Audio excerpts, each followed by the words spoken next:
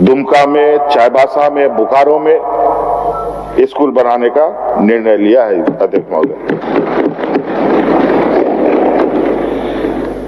अध्यक्ष महोदय, इसी तरीके से जमशेदपुर, गुमला, साहिबगंज में नए विश्वविद्यालय, जमशेदपुर, धनबाद, खूंटी, रांची, गुमला, साहिबगंज, गिरिडीह में तकनीकी महाविद्यालय, मेदिनीनगर, जमशेदपुर, रांची, धनबाद, हजारीबाग, देवघर में school of business and mass communication start करेंगे अध्यक्ष महोदय। और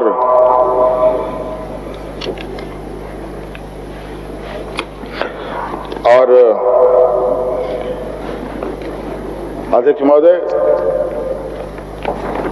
इस राज्य में कुछ जो भी आज हम देश में लोकतंत्र का इतना बड़ा ये देश, इसमें कानून एक ऐसी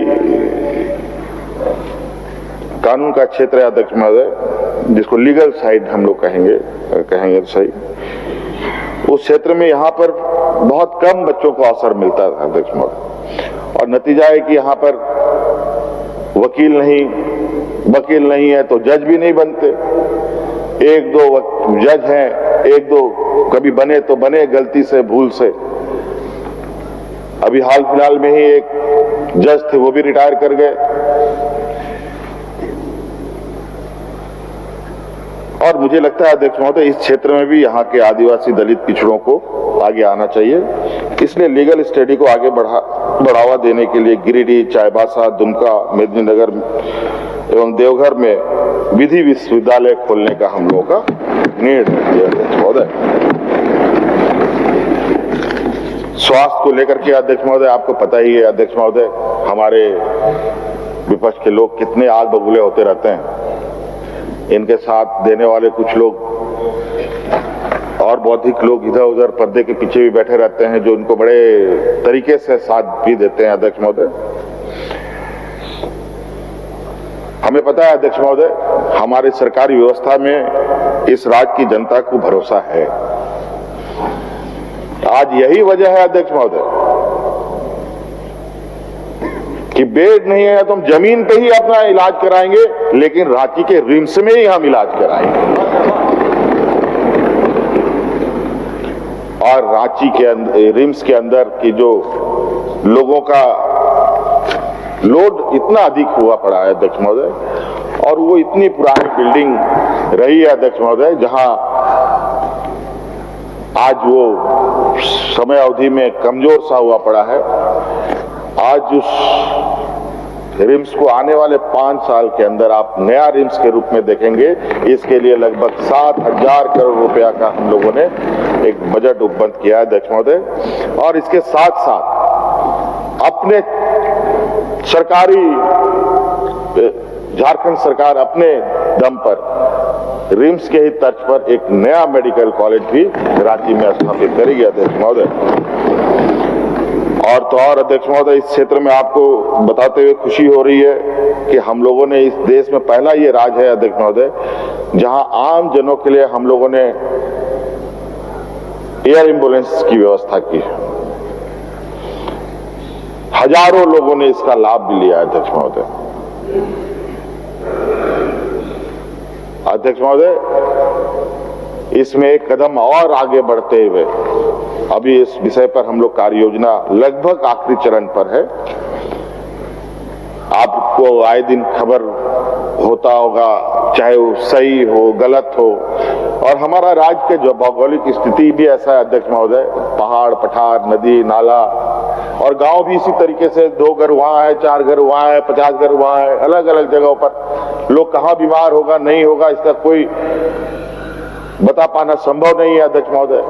हो सकता है रोड तक निकलने के लिए लोग अपने परिजन को खाट में या किसी और चीज में ढोकर के पार कर रहे हो। पूरे राज्य की नदियों में तो पुल बनाया नहीं जा सकता अध्यक्ष महोदय। तो इसलिए अध्यक्ष महोदय, हम लोग इस समस्या का समाधान करने के लिए इस राज्य की जनता के लिए हेलीकॉप्टर एम्बुलेंस की भी व्यवस्था करने की तैयारी पर सोच रहे हैं। इसकी मैपिंग हो रही है, चाहे वो कितना भी गरीब क्यों ना हो, सरकार अपने खर्च से उनको हॉस्पिटल तक पहुंचाएगी। और अब ये राज्य के हर हॉस्पिटल में हेलीपैड बनाने का भी हम लोगों ने संकल्प लिया है अध्यक्ष महोदय, ताकि हम किसी भी हॉस्पिटल में अपने मरीजों को पहुंचा सकें। आप देखे होंगे अध्यक्ष महोदय, बड़े बड़े बिजनेसमैन अपने घर के ऊपर एम्बुलेंस हेलीपैड बनाते हैं। इस देश में हमको नहीं लगता अध्यक्ष महोदय किसी भी हॉस्पिटल में हेलीपैड होगा। अगर ये होगा भी तो ये देश का पहला राज्य होगा जो अपने राज्य के लोगों के लिए हेलीकॉप्टर की व्यवस्था करेगी और हॉस्पिटल में हेलीपैड की व्यवस्था करेगी। अध्यक्ष महोदय, कई योजनाएं हैं, अगर गिनाना शुरू करूं तो अध्यक्ष महोदय बहुत सारी चीजें आएंगी। हम लोगों ने अपने जो आर्थिक और फाइनेंशियल व्यवस्था को भी बहुत अच्छे तरीके से मैनेज किया है अध्यक्ष महोदय। हम लोगों ने लोन लेने का भी जो राज्य का कर्ज सरकार के ऊपर होता है वो भी एक सीमित दायरे पर हम लोगों ने रखा है अध्यक्ष महोदय। उसी प्रकार अध्यक्ष महोदय, ये देश अध्यक्ष महोदय एक संघीय ढांचा के रूप में जाना, संघीय व्यवस्था के रूप में भी इसकी एक पहचान है अध्यक्ष महोदय।